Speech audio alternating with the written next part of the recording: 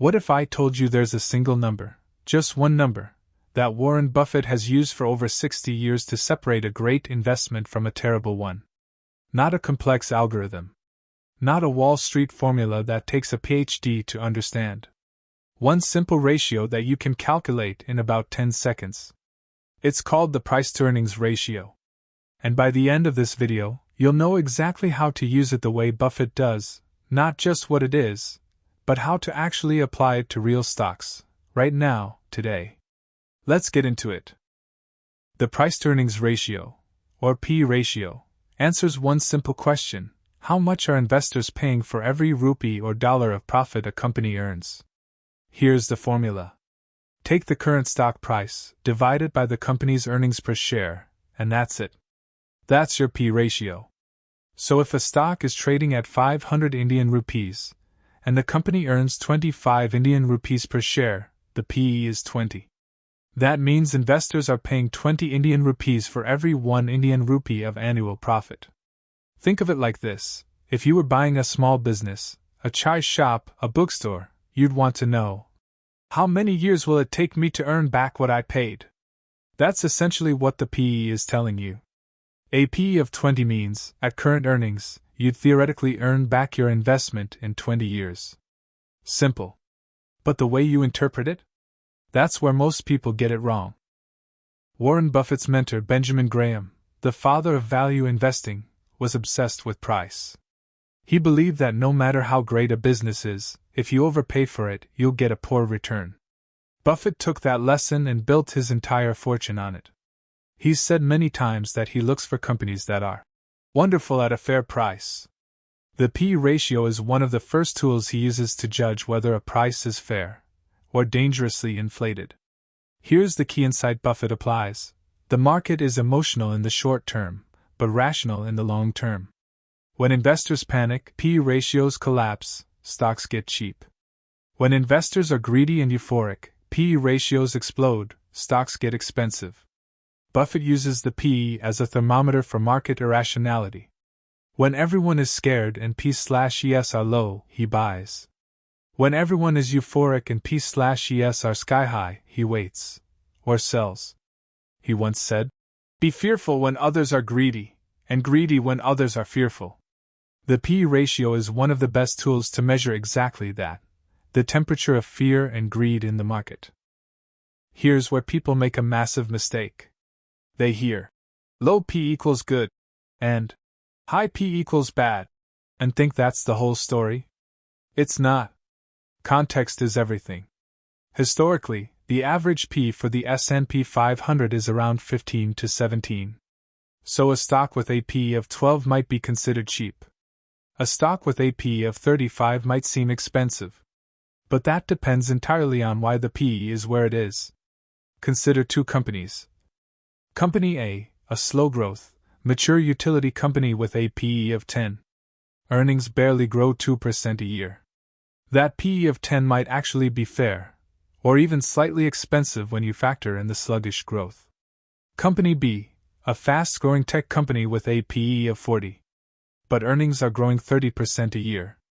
In 5 years, the current price might actually be a bargain relative to future earnings. This is why Buffett doesn't just look at the PE in isolation.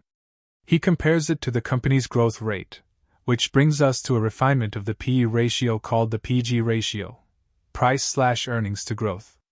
But let's save that rabbit hole for another day. The key point: a good PE depends on the industry, the growth rate, and the quality of the business. Quick but important: there are two versions of the PE ratio you'll see everywhere. The trailing PE uses earnings from the past 12 months. It's based on real, reported numbers, no guessing. Buffett prefers this because he trusts actual results over analysts' predictions. The forward PE uses projected earnings for the next 12 months. Wall Street loves this because it makes expensive stocks look cheaper. But those projections can be wildly wrong, especially during economic downturns. As a rule of thumb, use the trailing PE to understand where a company has been, and use the forward PE cautiously, only as a secondary check, not as your main signal. Let me give you two real-world examples of how this works in practice. Example 1. The 2008 financial crisis. When the global financial markets collapsed, the P/E ratios of many high-quality businesses cratered, not because the businesses were fundamentally broken, but because fear was driving prices down irrationally. Buffett poured billions into Goldman Sachs, General Electric, and others when their P/Es were at historic lows. He wasn't reacting to headlines. He was reading the thermometer. Example 2, the dot-com bubble. In 1999 and 2000, technology stocks were trading at P/Es of 100, 200, even 500. There was essentially no earnings to justify the prices, just hype and speculation. Buffett famously avoided the entire sector. He was mocked for it. Then the bubble burst, and everything came crashing down. His portfolio barely flinched. The common thread? Buffett used the P/E to cut through the noise and ask a simple question. Am I getting a fair deal for the earnings this business produces? When the answer was yes, he bought with conviction. When the answer was no, he had the patience to wait. Now, and this is critical, the P/E ratio is not a magic wand. Buffett himself would never make a decision based on P/E alone. Here's why. First, earnings can be manipulated. Companies use accounting tricks to inflate or deflate their reported earnings. A low P/E could be a value trap, a company whose earnings are about to collapse. Second, the P/E doesn't account for debt.